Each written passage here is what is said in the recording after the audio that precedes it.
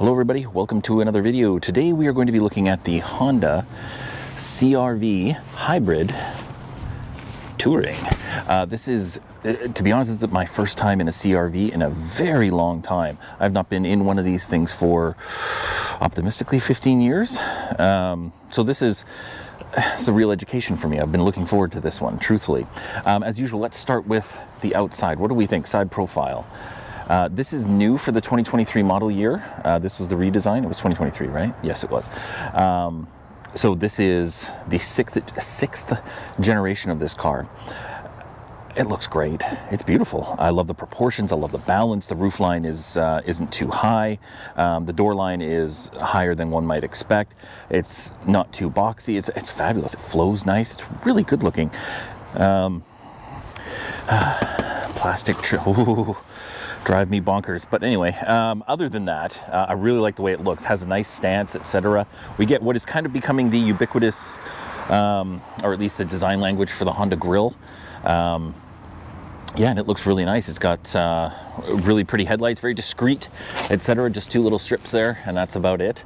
Yeah, I knew it looked good. You know, the CR-V is, I mean, depending on how you view these sorts of things, has always been kind of a good-looking car.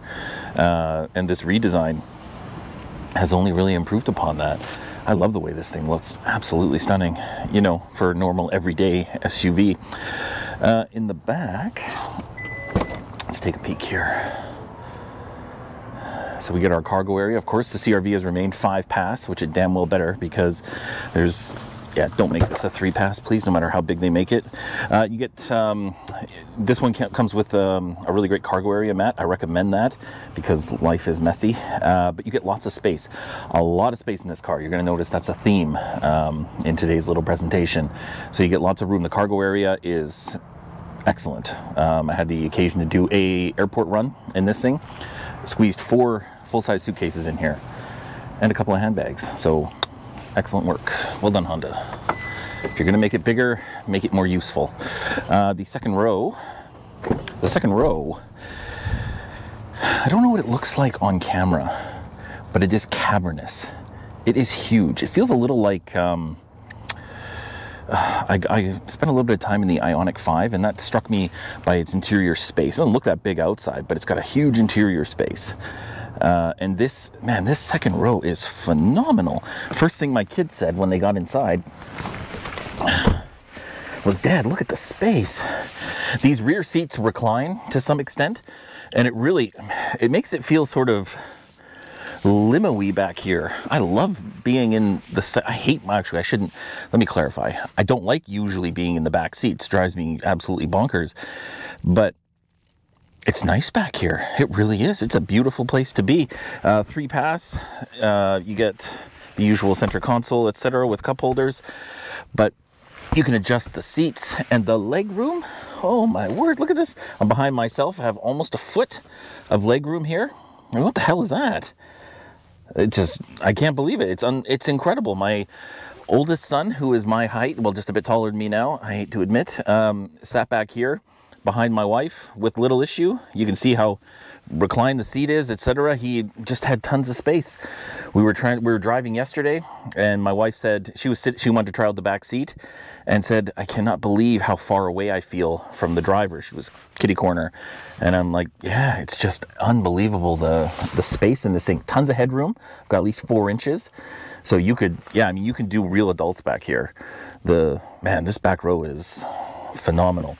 I absolutely love it. Kudos to Honda, man. I don't know who made the decisions about this stuff, but you did it right, because that is awesome. That is the defining characteristic of this car is its space, especially that second row. Front seat. All right, what do we got? Let's fire this thing up, shall we?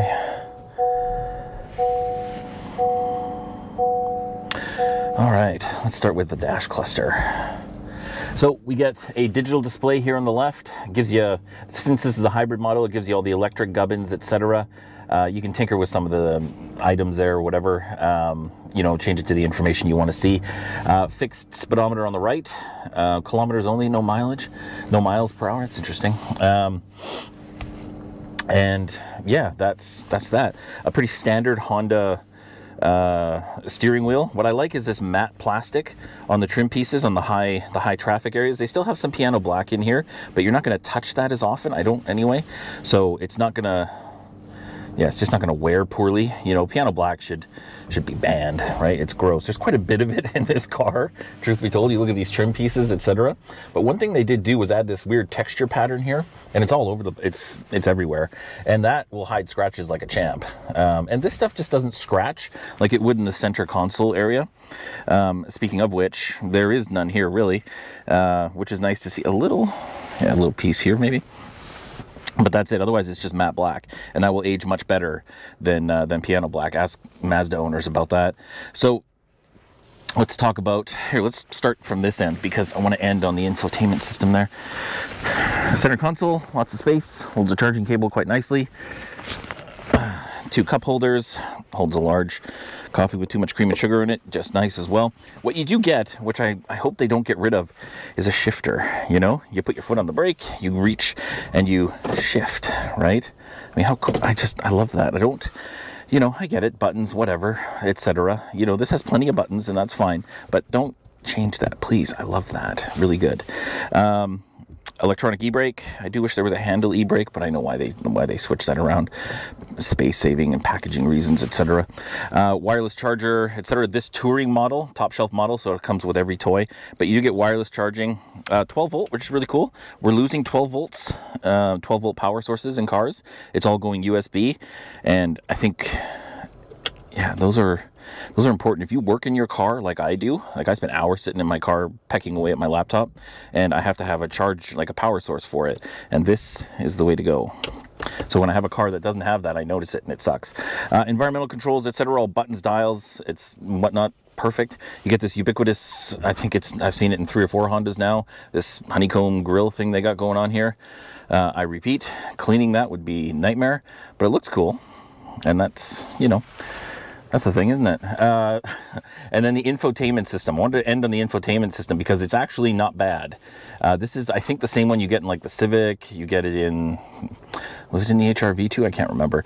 But it's the standard kind of everyday Honda system. The only thing that kills me, and the only thing so far really I don't like about the car is the cameras. Look at that. That is nasty. No matter which way you slice it, you can go fisheye. Yes, it is raining today, and that only exacerbates the problem. But yeah, it's, oh man, these are horrible. These are shitty cameras. I don't know why in the world they couldn't put a good camera in it, because it would have completed this car for me. But that is really my one gripe, because this car, man, they did almost everything right. You get a sunroof as well at this trim level. Not a pano roof, good or bad depending on whether or not you like pano roofs. This one is, yeah, average size, normal kind of, yeah, sunroof. I don't know, I don't live or die with that, so that works just fine for me. Let's talk about driving, shall we? All right, so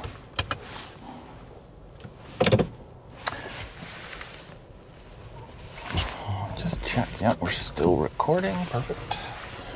All right, let's go for a boot. So, the 2023 Honda CR-V starts, wait for this guy, starts right around $35,000 Canadian, and you can spank it up any number of ways. All right. Sorry, guy was giving me the eyeball. But then again, I do have a GoPro strapped to my hat, so he's probably wondering what the hell I'm doing. But anyway, so this thing starts right around $35,000 Canadian, and it goes up and up and up until you hit this touring model. This is a top shelf model. It doesn't get any more expensive than this, and this goes right to $50,000 Canadian. It's quite a bit of money. No arguing that. If you want hybrid, and this is the part that really I'm sorry, so I guess there's 2 things I don't like. If you want hybrid, you have to get the touring. So you got to pay the big bucks, which I think is a little disappointing, because this car, you know, for me, a mid-range sport trim is where I would sit, and I'd love to have an option to add hybrid to that. But anyway, so yeah, if you want hybrid, you got to go touring, and you're going to pay around 50 grand for it. If I were to buy one, and I've got to be honest, you know, I get a new car every week pretty much, and my wife pays very little attention to any of them, except this one. And this is one that she is keenly interested in, because she is sort of looking to get, well, she's very much looking to get rid of her little Nissan Kicks and get something bigger. You know, our boys have grown considerably in the 4 years we've had that car, and they just don't really fit in the back anymore. There's no cargo space, etc. So you can't really road trip that thing. And this, you know, for its, you know, the size, the refinement, the space, oh, that space. I cannot advocate on behalf of the space enough. It is incredible. She really likes this thing. So if we were to buy one, I would probably go for the Sport, or at least that's the one I would test drive. The Sport model would run you right around $38,000, I think. But you don't get the hybrid. So you get a 1.5 liter. There's two. Let me go through the engine options. If you don't do hybrid, you have one. You can only get the 1.5 liter 4-cylinder. Gives you about 190 horsepower, 172 pound-feet of torque. I have not driven it, so I cannot comment on what that's like. And I try not to read other people's reviews and stuff on a car before I talk about it, because I don't want to steal any ideas. So I don't know what that's like to drive. I can't imagine it's horrible, because those are decent numbers, all things considered. And, you know, Honda's managed to pull decent power out of even something as small as a 1.5. But that is the one I would focus on, I think. I like the hybrid system in this, I really do. I just don't like the price point it's attached to. So, yeah, I mean, you do get... One thing I will say, so anyway, so if you, in any trim level other than the Touring, you get the 1.5 liter. In the Touring, you get the hybrid system, which is a 2 liter, naturally aspirated, and then the electric drive on top of that. And it gives you about the same numbers combined, as far as I could determine, you know, as the 1.5. It just gives it to you with the electric augmentation, which I really like. It's very smooth. The car will drive full solely on its electric drive, pretty consistently at low speeds, etc. And it is incredibly smooth. The gas engine component isn't anywhere near as smooth, and when that thing starts to rev and you hold it, like if you're going up a hill or something, you will hear it. My son heard it yesterday. It was it was whining away pretty good. But for the most part, it is an incredibly smooth driving experience. Part of that is the suspension. The suspension's great in this car. It's very smooth. Handles bumps, no problem, etc.